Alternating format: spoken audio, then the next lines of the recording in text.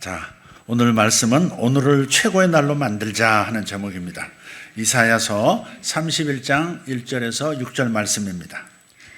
도움을 구하러 애굽으로 내려가는 자들은 화 있을진저 그들은 말을 의지하며 병거의 많음과 마병의 심히 강함을 의지하고 이스라엘의 거룩하신 이를 앙모하지 아니하며 여호와를 구하지 아니하나니 여호와께서도 지혜로우신즉 재앙을 내릴 것이라. 그의 말씀들을 변하게 하지 아니하시고 일어나사 악행하는 자들의 집을 치시며 행악을 돕는 자들을 치시리니 애굽은 사람이요 신이 아니며 그들의 말들은 육체요 영이 아니라. 여호와께서 그의 손을 펴시면 돕는 자도 넘어지며 도움을 받는 자도 엎드러져서 다 함께 멸망하리라. 여호와께서 이같이 내게 이르시되 큰 사자나 젊은 사자가 자기의 먹이를 움키고 으르렁거릴 때에 그것을 치려고 여러 목자를 불러왔다 할지라도 그것이 그들의 소리로 말미암아 놀라지 아니할 것이요 그들의 떠들므로 말미암아 굴복하지 아니할 것이라. 이와 같이 나 여호와가 강림하여 시온산과 그 언덕에서 싸울 것이라. 새가 날개치며 그 새끼를 보호함같이 나 만군의 여호와가 예루살렘을 보호할 것이라. 그것을 호위하며 건지며 뛰어넘어 구원하리라 하셨느니라. 이스라엘 자손들아 너희는 심히 거역하던 자에게로 돌아오라. 아멘. 아멘. 작년 초로 기억합니다. 미국에 사는 큰아들하고 며칠을 좀 보내게 됐습니다. 혼자 사는 집인데 우리 부부가 갔으니까 방이 좁은 거예요. 그런데 아들은 우리에게 자기가 사용하던 침대를 쓰게 하고 자신은 지금 에어베드를 샀으니까 거기서 자겠다는 거예요. 그래서 구석에 있는 그 에어베드 포장지를 뜯어보니까 이렇게 종이 말리듯이 말려 있는 거예요. 요즘 침대도 종이처럼 말려서 이렇게 배달이 되더라고요. 근데 스위치를 켜니까 바람이 들어가서 금세 퀸 사이즈 침대가 됐습니다. 높이도 아들이 쓰던 침대하고 같아졌어요. 제가 처음 보는 것이라 제가 먼저 궁금해서 호기심이 발동해서 에어밴드에 누워봤어요. 넓고요, 푹신하고, 그래서 아무 불편함도 없는 것 같아서 미안함이 조금 가셨던 기억이 있습니다. 이렇게 생각해 봅니다. 침대 윗부분을 하늘이라 생각하고 침대 아랫부분, 바닥을 땅이라고 생각한다면 바람이 들어가서 하늘과 땅이 멀어지고 바람이 빠지면 하늘하고 땅이 만나겠죠. 그래서 이런 생각으로 발전합니다. 내 마음에 세상이 들어가면 하나님과 나는 멀어지고 내 마음에서 세상 생각이 다 빠져나가면 하나님과 내가 만날 수 있겠구나. 항상 함께 하겠구나. 하늘과 땅이 왜 못 만나는 걸까? 하나님이 안 계시거나 하나님이 만나주시지 않아서? 아니지. 내 마음이 세상에 대한 바람으로 가득 차 있어서 그래서 하나님을 못 만나는 것이구나. 그러니 내 마음에서 세상 바람을 자꾸 빼내야겠다. 그래서 하나님과 친밀해진 그런 인생을 살아야겠다. 그런 생각이에요. 이사야서 오늘 읽은 책이 이사야서입니다. 성경 전체의 권수와 동일한 숫자로 이루어져 있습니다. 성경이 66권이죠. 그리고 이사야서 역시 66개 장으로 이루어져 있습니다. 이사야서 전체의 주제는요, 하나님과 나의 마음거리 좁히기입니다. 이사야서 주제가 뭐라고요? 하나님과 나의 마음거리 좁히기. 이사야서 29장 13절을 함께 읽어보겠습니다. 주께서 이르시되 이 백성의 입으로는 나를 가까이하며 입술로는 나를 공경하나 그들의 마음은 내게서 멀리 떠났나니 그들이 나를 경외함은 사람의 계명으로 가르침을 받았을 뿐이라. 킹제임스 번역으로 읽었습니다. 이렇게 하나님과 나와의 마음 거리를 보여주면서 이 마음의 거리를 좁혀보라 라고 하는 것이 이사야서의 진정한 목적입니다. 다시 말하면 우리가 입으로는 하나님을 공경하는데 하나님과 우리 사이에 마음의 거리가 너무 멀다 하는 겁니다.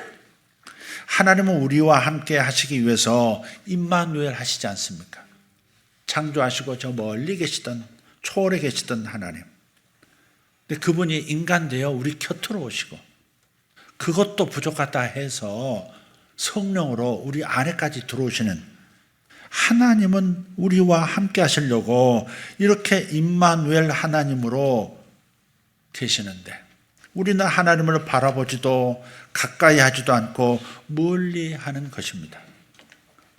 그러므로 우리가 해야 할 일은 하나님과 나와의 마음의 거리를 좁히는 거예요. 나와 하나님 사이에 아무것도 끼어들지 않아야 합니다. 이것은 예수 믿지 않았을 때의 주제만이 아닙니다. 예수 믿은 다음에는 더더욱 그렇습니다. 하나님과 나 사이에는 아무것도 끼어들지 않아야 합니다. 이것이 하나님께서 우리에게 요구하시는 관계입니다. 마음의 거리를 좁히는 책임은 누구에게 있을까요? 마음의 거리를 좁히는 책임은 누구에게 있습니까? 우리는 하나님께서 내게서 멀리 계신다고 생각할 때가 많습니다. 그러나 문제는 내가 하나님을 멀리하는 겁니다. 그러므로 마음의 거리를 좁히는 것은 하나님께서 하실 일이 아니고 내가 해야 할 일입니다. 이사야는 질문해요. 어떻게 마음의 거리를 좁힐 수 있겠습니까? 그 답을 제사에서 찾습니다. 제사. 신약의 용어로 예배가 되겠습니다. 나의 죄 때문에 내가 죽어야 하는데 지금 대신 짐승을 제물로 드리오니 내 죄를 용서하십시오. 이렇게 제사를 드리면서 나의 죽음을 고백하고 하나님과 관계를 회복하는 것이 제사의 목적이라는 겁니다. 제사를 통해서 내 안에 있는 세상에 대한 바람을 자꾸 빼내고 마음을 하나님으로 채우라는 것인데 이스라엘 백성들은 반대로 제사를 드렸습니다. 이 제물을 바칠 때니까 내가 원하는 세상의 소원을 이루어 주소서. 내가 이거 드릴 테니까 세상의 소원을 내게 이루어 주세요. 그래서 하나님은 이런 제사를 드리지 말라 하신 거예요. 이사야서 1장 13절을 보면 내가 견디지 못하겠노라. 그런 마음으로 내게 제사를 드리니 내가 견디지 못하겠노라.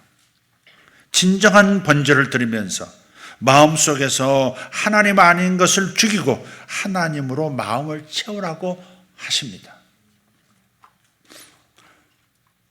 미국 펜실베니아 주립대 교수 중에 샘 리처드라고 하는 박사님이 있는데 이분이 한국인을 이렇게 평가하는 거예요.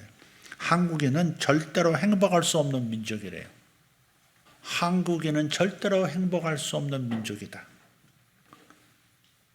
한국인은 세계 역사 속에서 유례가 없을 만큼 가난한 나라에서 선진국으로 발전했고 정치적으로도 민주주의를 이룩한 위대한 나라지만 한국인 스스로에 대해 과소평가하면서 잘하는 것보다는 못하고 부족한 것에 집중하는 성향이 있고 높은 기준을 가지고 있기 때문에 업적에 비해서 기쁨과 만족을 잘 느끼지 못한다는 겁니다. 그래서 한국인은 절대로 행복할 수 없는 민족이라고 그렇게 한 줄로 요약하는 거예요. 그래서 영국의 저널리스트인 다니엘 튜터라고 하는 분도 한국을 가리켜서 기적을 이룬 나라, 기쁨을 이룬 나라 이렇게 표현을 합니다. 기적을 이룬 나라, 여기에 but beauty가 있는데 빠졌다고 생각해 보시죠. 기적을 이룬 나라, 그러나 기쁨을 이룬 나라. 상당히 뼈아픈 지적입니다. 당신은 행복하세요? 라고 물으면 네, 행복합니다. 이렇게 말하는 한국 사람은 거의 없답니다. 오히려 이렇게 자주 하는 말을 합니다. 내 상황이 이 모양인데 어떻게 행복하겠어요? 지금 나의 삶은 뭔가 부족하기 때문에 더 채워야 하고요. 더 개선해야 한다고 생각하고 그래서 만들려고 몸부림을 칩니다. 이런 자세가 일견에서는 당연하고 성실한 태도 같긴 하지만 어리석은 것이죠. 사실은 어리석어요. 왜냐하면 오늘은 이미 최고의 날이기 때문입니다. 이것은 착각이 아니라 그저 주장이 아니라 팩트, 사실입니다. 오늘은 이미 최고의 날입니다. 생각해 보십시오. 우리 아버지 하나님은 전능하신 분이고 그 전능자께서 나를 진정으로 사랑하시는 분이십니다. 그래서 당신의 자녀들을 돌보심에 있어서 조금도 실수하지 않으시는 분이세요. 그런 하나님의 손안에 있는 오늘이라면, 그리고 내가 그분의 사랑 안에 있는 존재라면 오늘이 당연 하나님 안에서 최고의 날이 될 수밖에 없지 않겠습니까? 문제는 오늘을 최고의 날로 받아들이는 생각 기술이 없다는 거죠.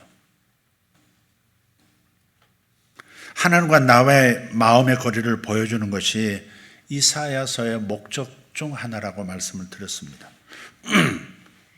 마음에서 하나님과 거리가 있다. 이게 보여주고, 그래서 하나님과 나와의 마음의 거리를 좁히거라. 이것이 이사야의 또 다른 목적이에요. 먼저 이사야서의 구조를 잘 기억하는 방법을 하나 알려 드릴까요? 구약은 39권이죠. 창세기부터 말라기까지 39권입니다. 신약은 27권입니다. 그래서 합해서 성경 66권이 됩니다. 그리고 신구약 성경의 내용은 두 단어로 표현하면 심판과 구원입니다. 심판과 구원입니다. 인간으로는 안 되더라. 그게 구약의 결론입니다. 인간으로는 안 되더라. 심판밖에는 인간은 열매를 맺지 못하더라, 결국. 그런데 하나님으로는 가능하다. 하나님으로는 완전한 구원이 가능하다. 그게 신약입니다. 그래서 심판과 구원인데 이사야서도 똑같습니다. 1장부터 39장까지는 심판에 관한 내용이 나와요. 그리고 40장부터 마지막 66장까지는 구원에 대한 메시지를 하고 있어요.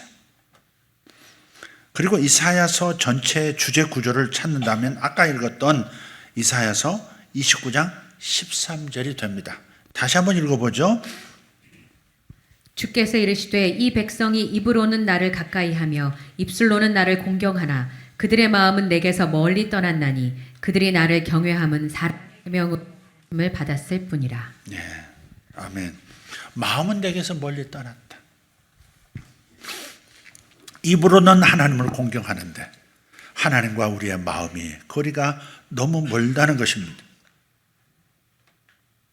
아까도 말씀드렸습니다. 하나님은 우리와 함께 하시기 위해서 임마누엘 하시는데 우리는 하나님을 바라보지도 않고 가까이 하지도 않고 오히려 멀리 한다는 겁니다. 그래서 우리가 해야 할 일은 하나님과 나와의 마음의 거리를 좁히는 거예요. 우리와 하나님 사이에 아무것도 끼어들지 않도록 만들어야 합니다. 돈이 끼어들지 못하도록, 명예가 끼어들지 못하도록, 건강도, 심지어 자식도 끼어들면 안 되는 완전 밀착 관계, 하늘과 땅에 만나는 그 관계, 이것이 하나님께서 우리에게 요구하시는 관계라는 사실을 잊지 맙시다. 따라서 만약에 무언가가 있다면 빼버리셔야 합니다. 그래서 이 세상 무엇보다도 먼저 하나님을 생각하고 찾고 부르고 만나는 관계가 될 때, 다시 말해 하나님께서 우리의 진정한 현실이 되실 때 이 세상의 어떤 문제도 문제가 되지 않는다는 겁니다. 또 그럴 때 우리의 삶은 축복의 통로가 되고 하나님이 우리를 통해서 세상의 모든 영역에서 당신의 뜻을 펼쳐가시는 거예요. 이것이 하나님 백성에게 주신 그런 약속이고 명령입니다. 그런데 오늘 본문의 말씀을 보면 당시 이스라엘은 둘로 나눠져 있었죠. 남한 북한 나눠져 있듯이 남유다는 어떠했습니까? 하나님께서는 그들과 함께 하시는데 임마누엘 하시는데 저들은 하나님을 마음에 두지 않았어요. 눈에 보이는 것에 마음을 뺏겨서 하나님을 바라보지 않습니다. 이것이 그들의 첫 번째 죄입니다. 다른 것에, 눈에 보이는 것에 마음을 뺏겨서 하나님을 찾지 않고 있는 것, 이게 남유다의 첫 번째 죄다. 이스라엘 백성은 눈앞에 쳐들어온 아수르를 두려워하게 되었고 그 아수르를 막기 위해서 저 남서쪽에 있는 애굽과 연합하려고 시도합니다. 애시당초 그들이 마음을 하나님께 두었다면 아수르를 두려워할 필요가 없었을 거예요. 왜냐? 아수르는 하나님 앞에서 아무것도 아니니까요. 또한 아수르를 두려워하지 않았다면 애굽의 구원병을 요청하지도 않았을 겁니다. 그런데 그들이 하나님을 멀리했기 때문에 하나님께 묻지도 않았고 그러면서 애굽과 연합하려고 했던 겁니다. 이사야서 30장 1절 2절을 읽어보겠습니다. 여호와께서 이르시되 패역한 자식들은 화 있을진저 그들이 계교를 베푸나 나로 말미암지 아니하며 맹약을 맺으나 나의 영으로 말미암지 아니하고 죄의 죄를 더하도다. 그들이 바로의 세력 안에서 스스로 강하려 하며 애굽의 그늘에 피하려 하여 애굽으로 내려갔으되 나의 입에 묻지 아니하였도다. 아멘. 하나님과 남유다의 마음에 거리가 있으니까, 먼 거리니까 그렇게 말씀하잖아요. 나로 말지 않았다. 나의 영으로 말지 않았다. 스스로 강하려 했다. 나의 입에 묻지 아니하였다. 계속 그렇게 말씀하세요. 마음의 거리가 뭐니까? 하나님께 묻지도 않고 하나님께 의지하지도 않고 하나님을 찾지도 않습니다. 그게 첫 번째 죄라고 했죠. 죄의 죄를 더하도다 그러시잖아요. 그럼 그 다음 죄는 또 뭐예요? 하나님께서 마음의 거리가 뭐니까? 눈에 보이는 애굽을 의지하게 되는 거죠. 그래서 하나님은 1절 끝에서 이렇게 말씀하시는 거예요. 죄의 죄를 더하도다. 첫 번째 죄는 하나님을 마음으로 멀리한 것입니다. 두 번째 죄는 애국까지 가서 불러올 필요도 없는 군대를 요청한 겁니다. 그것을 보면서 하나님은 뭘 하십니까? 너희는 애국 군대를 기다리느냐? 나도 기다리고 있다. 너희가 애국 군대를 간절히 기다리는 것보다 더 간절하게 너희가 내게로 돌아오기를 기다리고 있다. 이것이 이사야서 30장의 내용입니다. 그런데 여러분은 오늘이 최고의 날이라는 사실을 알고 계시느냐? 다시 묻습니다. 이 말은 논리적으로는 이해가 되는데 왜 우리는 오늘을 최고의 날이라고 인식하지 못한 채 살아가고 있는 것일까? 왜 오늘 웃음을 잃은 채 살아가고 있는 것일까? 왜 기적을 이룬 민족이면서 기쁨을 잃어버린 민족이라는 얘기를 들으면서 살아가는 것일까? 내가 원하는 어떤 보이는 조건, 객관적인 필요가 채워져야만 최고의 날이 될 수 있다. 이렇게 생각하기 때문입니다. 아직은 내가 뭔가 부족해. 내가 원하는 것이 채워지지 않았기 때문에 오늘은 최고의 날이 아니잖아. 이 사고방식이 우리 안에 있는 겁니다. 남유다로 말하자면 애국 군대가 와야만 아수르에 대항할 수 있고 그렇게 되는 것이 최선이라고 생각했습니다. 1절을 보겠습니다. 도움을 구하러 애굽으로 내려가는 자들은 화 있을진저 그들은 말을 의지하며 병거의 많음과 마병의 심히 강함을 의지하고 이스라엘의 거룩하신 이를 앙모하지 아니하며 여호와를 구하지 아니하나니. 아멘. 그들은 이렇게 간구하고 있는 거예요. 하나님, 우리에게는 애굽의 강력한 군대가 필요해요. 그들이 우리에게 군대를 보내주도록 도와주십시오. 이게 잘못된 기도였다는 거죠. 왜냐하면 애굽의 말과 병거의 강함을 의지했기 때문입니다. 이 기도는 잘못된 것이 분명해요. 그래서 하나님은 노하신 겁니다. 너희가 의지하는 애국 군대가 아무리 많이 와도 소용없다. 너희가 애국 군대와 함께 할지라도 같이 망할 것이다. 역사 속에서 실제로 그렇게 됐고요. 그러므로 의지할 수 없는 말과 병거를 의지하고 그것을 통해서 강해진다고 착각하지 말아라 라고 하시는 겁니다. 3절입니다. 애굽은 사람이요 신이 아니며 그들의 말들은 육체요 영이 아니라 여호와께서 그의 손을 펴시면 돕는 자도 넘어지며 도움을 받는 자도 엎드러져서 다 함께 멸망하리라. 이게 역사 속에서 이루어진 사실이란 말이에요. 그러니까 애국 군대만 있으면 된다는 생각은 전적으로 인간적인 생각이었다 하는 겁니다. 지금 남유다의 문제는 애국 군대가 없어서 생긴 것이 아닙니다. 그리고 애국 군대가 와도 문제는 해결되지 않습니다. 이게 남유다의 저들은 알 수 없는 문제였던 거예요. 이스라엘의 거룩하신 이, 즉 하나님 자신을 앙모하고 구했어야 합니다. 애굽에 가서 도움을 요청하는 것은 그 자체보다도 하나님을 의지하지 않는 그들의 태도가 이 행동을 불러일으켰기 때문에 그래서 죄가 되는 거죠. 하나님을 마음으로 간절히 찾을 때 거기에 문제 해결이 있는 줄 믿습니다. 유다가 이렇게 하나님을 앙모하고 하나님 그분을 구하면 어떻게 됐을까요? 4절. 여호와께서 이같이 내게 이르시되 큰 사자나 젊은 사자가 자기의 먹이를 움키고 으르렁거릴 때에 그것을 치려고 여러 목자를 불러왔다 할지라도 그것이 그들의 소리로 말미암아 놀라지 아니할 것이요 그들의 떠들므로 말미암아 굴복하지 아니할 것이라. 이와 같이 나 여호와가 강림하여 시온산과 그 언덕에서 싸울 것이라. 아멘. 용맹한 숫사자를 한번 상상해 보세요. 그 숫사자가 먹잇감을 앞에 두고 있는데 사람들이 달려와서 빼앗으려고 하면 사자가 그것을 그냥 두고 도망가겠습니까? 아니죠. 아무리 사람들이 뺏으려고 해도 이건 내 거야. 손대지 마. 방해하지 마. 저리 가. 이렇게 으르렁거리면서 앞발로 먹이를 움켜 끌어당기듯이 너희가 나를 찾으면 내가 숫사자가 되어서 너희를 앗수르로부터 지켜줄 거야. 결단코 너희를 그들의 손에 빼앗기지 않고 끝까지 지켜낼 거야 라고 하시는 겁니다. 이어서 당신의 결심을 또 말씀하세요. 5절입니다.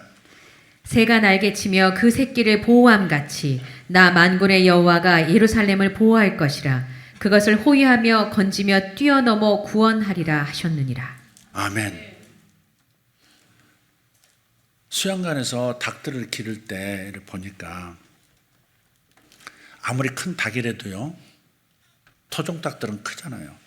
커도 매가 이렇게 날면요, 매가 날면 이렇게 그림자만 이렇게 지나가도요, 이렇게 파수하던 그 장닭들이 있죠. 거기 이렇게 고개를 들면서 꾹꾹 경고를 합니다.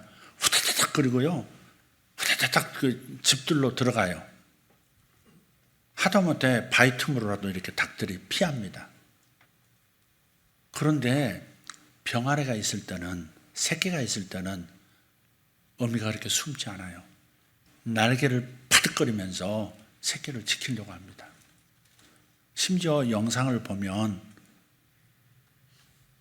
매가 날아들었는데 만만한 그 병아리를 채가려고 닭장 안으로 쳐들어왔는데 어미가 날개를 퍼득거리면서요, 그 거친 매를요 반쯤 죽이더라고요. 그래서 매가 닭한테 당하는 걸 봤어요. 매가 닭한테 눌려가지고 매가 날지를 못하니까 딱 잡혀가지고 눌러대니까 꼼짝을 못하더라고요. 털 다 뽑히고 도망갔어요. 또 이런 영상도 봤어요. 호숫가에 이게 백조인가 곤인가 잘 모르겠어요. 새끼들과 함께 헤엄을 치고 있는데 어쨌든 갈매기 한 마리가 날아와서 은밀하게 다가와서 탁 낚아채려고 하는 순간에 어미가 본 거예요. 그냥 그 큰 부리로요, 갈매기, 보통 억선게 아닙니다, 갈매기는. 근데 갈매기를 확 물어가지고 물속에 쳐박아가지고 반쯤 또 죽여놓고 그 새끼가 있을 때 그렇게 지켜내더라고요. 주께서 말씀하시는 거예요. 새가 날개를 펴서 새끼를 보호하듯이 너희가 나를 의지하고 찾으면 내가 그렇게 예루살렘을 보호할 건데 어째서 너희는 나를 찾지 않고 애국 군대를 향하여 달려가느냐. 하나님이 안타까워서 하시는 말씀이죠. 하나님을 의지하지 않고 애국 군대를 의지한 것, 그래서 애국으로 달려간 것, 이것이 하나님을 거역하는 일이라 말씀하시는 겁니다. 죄에 죄를 더하도다. 하나님과의 마음의 거리가 이렇게 머니 하나님께 묻지도 않고 하나님을 찾지도 않고 그러다 보니 아수르가 그렇게 무서워 보이고 애굽이 그렇게 큰 도움을 줄 것 같고, 그래서 하나님을 마음에서 거리를 간격을 좁히지 않은 채 그저 눈에 보이는 대로 애굽에게 달려가는 것이 죄의 죄를 더하는 모습으로 보인 거죠. 그래서 하나님은 저들의 해결책으로 나에게 돌아오라 하시는 겁니다. 해결책은 하나님께 돌아가는 겁니다. 6절, 이스라엘 자손들아 너희는 심히 거역하던 자에게로 돌아오라. 남유다 백성은 애국 군대가 없는 것에 결핍을 느꼈지만 하나님 보실 때 결핍의 본질은 애국 군대가 아니라 그들에게 하나님을 사랑하고 찾는 마음이 없어지는 거였던 거예요. 하나님과 그들 사이의 거리가 너무 멀었습니다. 그래서 애국 군대가 그들 마음속에 들어와서 자리를 잡았고, 하나님을 사랑하는 마음으로 그들을 쫓아내야 했는데 그렇게 하지 못했던 겁니다. 왜냐? 저들에게는 하나님보다 이방인의 군대가 더 크게 보였기 때문입니다. 여기서 우리는 매우 중요한 결론을 얻을 수 있죠. 우리가 어떤 것을 갈망하면서 그것이 없으면 불행하고 그것이 있으면 행복해질 것이다 라고 생각되어지는 그런 세상의 가치들이 있습니다. 사람마다 다릅니다. 예를 들면 자녀의 형통, 그것이 갈망일 수 있어요. 건강이 갈망이고 재물이 갈망이고, 성공과 그래서 인정과 박수를 받는 것, 이런 것들이 될 수 있습니다. 그런 것이 없어서 내가 힘들고 괴롭고 낙심이 된다고 생각하고 있는데, 사실은 내가 그것 때문에 힘들고 어려운 것이 아니죠. 행복하지 않은 이유, 그것은 내가 원하는 어떤 것이 없거나 부족해서가 아니라 내 마음에 하나님이 없기 때문입니다. 우리는 착각하고 있어요, 지금. 그것이 없기 때문에 행복감이 부족하고 낙심이 되고 괴롭고 답답해요. 그것이 내게 주어지면 내가 행복할 것 같아요. 그건 착시현상이다, 이 말. 착시현상이다. 내 마음에 하나님이 없기 때문에 그것이 그렇게 중하고, 그것이 없으면 불행하고 있으면 행복해질 것 같은 거예요. 원인은 내 마음에 하나님이 안 계심입니다. 그러므로 세상에 그 무엇보다 하나님을 더 간절히 원하고 내 마음이 하나님으로 충만해지면, 그러면 매일매일이 최고의 날이 되는 겁니다. 매일매일이 행복한 날이 되는 겁니다. 결핍감의 본질은 내가 원하는 어떤 것이 없는 것이 아니라 하나님이 결핍되어 있는 것이다. 동의하시죠? 내 마음이 하나님으로 꽉 차 있다면 내가 원하는 그런 것들이 없어도 얼마든지 만족하며 기뻐할 수 있습니다. 그러므로 우리가 어떤 문제 때문에 힘들어한다면 그 문제 자체가 큰 것이 아니라 그 문제의 마음을 빼앗긴 것입니다. 우리 예수님을 한번 생각해 봅시다. 예수님께 죽음이 문제가 되겠습니까? 풍랑의 문제가 되겠습니까? 돈이 문제가 되겠습니까? 예수님에게는 세상의 어떤 일도 아무 문제가 되지 않는 줄 압니다. 하나님과 늘 마음이 하나가 되어 있기 때문에 어떤 문제도 예수님은 흔들 수 없습니다. 하나님과 항상 마음의 간격이 없는 밀착 관계이시기 때문에 그 어떤 외부의 문제도 그분을 흔들 수가 없었더라. 그래서 풍랑 속에서도 예수님은 깊이 주무실 수 있었고 십자가도 영광으로 알고 기쁘게 질 수 있으셨던 겁니다. 우리가 좋아하는 인물 창세기 요셉을 한번 생각해 보십시다. 부잣집 아들로 태어났어요. 사랑을 받으면서 자랐는데 어느 날 갑자기 형들에 의해서 상상도 해보지 못한 일을 겪죠. 노예로 팔려가요. 근데 거기서 열심히 일합니다. 어느 날은 유혹을 받았지만 믿음으로 승리했습니다. 그런데 감옥에 갇힙니다. 결코 빠져나올 수 없을 그런 감옥에 들어간 거예요. 사람의 눈으로 볼 때 그가 감옥에 들어간 날은 결코 최고의 날이 아닙니다. 요셉에게 있어서 최악의 날이었던 날이 바로 그 날입니다. 그러나 하나님께서 요셉을 통해서 이루시려고 하는 그 커다란 계획 안에서 그 사건은 반드시 있었어야 했고 억울하고 힘들지만 꼭 필요한 일인 것이었죠. 요셉이 감옥 안에서 마음이 얼마나 힘들었겠습니까? 그러나 다른 사람들과 자신을 비교하면서 나는 감옥을 나가야만, 나는 노예에서 해방되어야만, 그래야만 행복할 수 있다고 생각했다면 그 고통을, 그 하루하루를 어떻게 견딜 수가 있었겠습니까? 성경을 아무리 읽어봐도요, 참 놀라운 일입니다. 요셉이 원망하거나 불평했다는 말이 전혀 없는 거예요. 형들에 의해서 팔려 나갈 그날부터 시작해서 감옥 안에 들어가 있을, 잊혀진 존재가 되었을 그때까지 단 한 번도 성경은 의도적인지 저는 실제로 요셉이 그러했다고 믿습니다. 단 한 번도 원망이나 불평을 기록하지 않습니다. 그럼 그 반대의 삶을 살았다는 거죠. 요셉은 매일매일을 하나님께서 주시는 선물로 받아들였고 오직 하나님만 바라본 사람입니다. 이집트 왕자라고 하는 요셉 이야기를 다룬 애니메이션이 있어요. 그 끝부분에 가서 보면 요셉이 이렇게 고백하는 대목이 나옵니다. 하나님, 나는 이제 왜냐고 묻기를 그쳤습니다. 왜라고 묻기를 그쳤어요. 이제 들려오는 새소리를 들으면서 함께 노래하고 창살 사이로 들어오는 꽃향기를 맡으면서 감사하고 있을 뿐입니다. 그렇게 고백합니다. 그러던 어느 날 덜컹 감옥 문이 열렸죠. 바로가 그를 소환한 것입니다.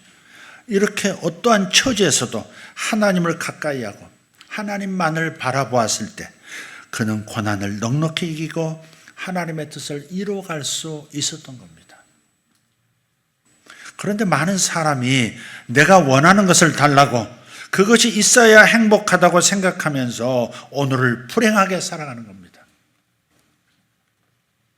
내가 원하는 것을 달라고 그것도 없으면 불행하다고 그것이 있어야 행복하다 이렇게 생각하면서 바로 그 최고의 날인 오늘을 불행한 감정을 가지고 살아가는 거예요. 행복하려면 더 많은 것이 있어야 한다고 생각합니다. 그렇지만 하나님을 구하고 하나님으로 충만해지면 내 상황이 지금 어떠해도 오늘 이대로가 나에게 최고의 날이 될 수 있는 겁니다. 그게 자족하는 마음이고 바로 그 마음을 사도 바울이 가졌던 거예요. 그래서 감옥 안에 들어가서도 일견에서는 불행한 상황이 되었고 하나님의 사도가 저렇게 무기력하게 감옥 안에 갇혀서 얻어맞고 있어야 된다는 말인가 안타깝지만 바울 자신은 정작 너무 행복했고 그래서 찬송하고 기도하고 그렇게 돌파해 나간 거예요. 우리가 원하는 애국 군대만 있으면 모든 문제는 다 해결되는데 이것이 남유다의 마음이었습니다. 이것을 오늘 우리 용어로 바꾼다면 나에게 이것만 있다면, 나에게 건강만 있다면, 나에게 취직만 이루어진다면, 저 사람만 변한다면 그렇다면 나는 행복할 수 있는데 마지막 대목에서 은혜가 되는 모양이시네. 저 사람만 변한다면 나는 행복할 수 있을 텐데. 여기에 대한 하나님의 마음은 무엇일까요? 네가 원하는 것을 다 가져도 네 마음은 다 채울 수 없어. 왜냐하면 네 마음은 하나님으로만 채울 수 있기 때문이야. 오히려 하나님 외에 다른 것을 기대하고 그것으로 행복해지려는 것은 하나님을 업신여기는 행위가 되는 거야. 그러므로 네가 원하는 것을 얻기 위해 몸부림치지 말고 하나님을 구하거라. 네 마음을 나로 꽉 채워라. 그리하면 어떤 환경에서도 행복할 수 있다. 그리고 만족하고 감사할 때, 오늘이 최고의 날이라고 기뻐할 때 하나님께서 책임지시고 내 삶의 문제에 개입해서 풀어가 주신다는 것이 본문의 내용입니다.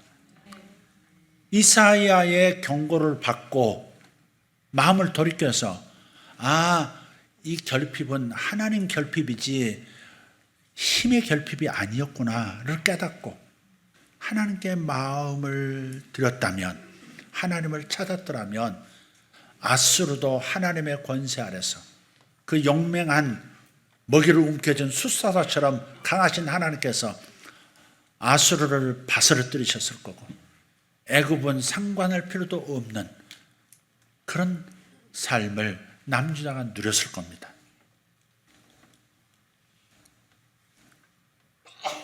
나는 이 병 때문에 앞으로 얼마 살지 모릅니다. 그래서 내 하루하루가 마음의 고통입니다. 몸의 고통도 있지만 마음이 고통스러워요. 이렇게 말하는 환자에게 필요한 것이 무엇일까요? 물론 병이 치료되는, 환자에게 죽을 병이 걸린 사람에게 필요한 것은 치유되는 거예요. 그런데 하나님께서 원하시는 것은 먼저 치유가 아니라는 겁니다. 그런 상황 속에서도 하나님을 찾고 하나님과 더 가까워지는 것, 이것이 하나님이 원하시는 거예요. 하나님, 저는 치유를 원합니다. 그러나 치유보다 더 원하는 것은 하나님 당신입니다. 하나님 당신으로 저를 충만하게 해주십시오. 그리고 오늘 하루가 저에게 주신 최고의 날임을 믿습니다. 하나님은 우리가 이런 고백을 하기 원하시는 거예요. 그리고 이것이 진정한 해결책이기도 합니다. 그러니 여러분도 이런 고백을 해보시기를 바랍니다. 그러면 질병 가운데서도 행복할 것이고 질병에서 벗어날 겁니다. 무직 상태에서도 행복해질 겁니다. 그러면 취직이 될 겁니다. 정말 한번 해보십시오. 그리고 나머지는 하나님께 맡기면 되는 겁니다.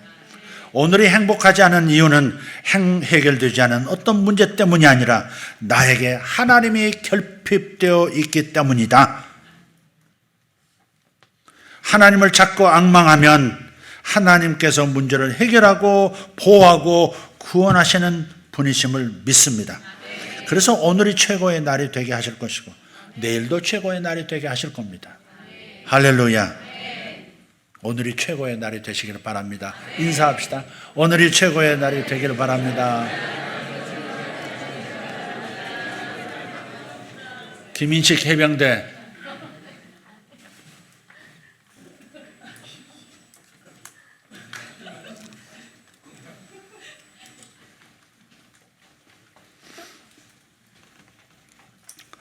기도하겠습니다. 살아계신 아버지 하나님, 하나님을 떠난 남유다 애굽의 군대를 요청하면서 애굽 군대만 와주면 모든 것이 잘 될 것이고 그것이 행복과 기쁨을, 안정을 줄 것이라고 생각했습니다. 그러나 그것을 기대하고 바라는 마음은 하나님을 업신여기는 행위였다는 것을 깨닫지 못했습니다. 내 문제를 해결해 줄 것처럼 보이는 내 마음속 애국 군대를 오늘 내려놓고 오직 하나님을 구하게 하시옵소서. 결핍에 붙들려 불평하며 살지 않고 하나님을 찾음으로 그 결핍이 결핍되지 않는 그런 삶을 선택할 수 있도록 도와주시옵소서. 오늘이 최고의 날이 되게 하시고 매일매일 최고의 날을 살아가는 하나님의 자녀가 되게 하실 줄 믿습니다. 주여, 사랑하는 예수세계교회 모든 성도들, 오늘이 최고의 날이라는 것을 믿고 살아가는 행복한 믿음의 사람들이 되게 하실 것을 믿습니다. 우리 주 예수님 이름으로 감사하며 기도를 드립니다. 아멘.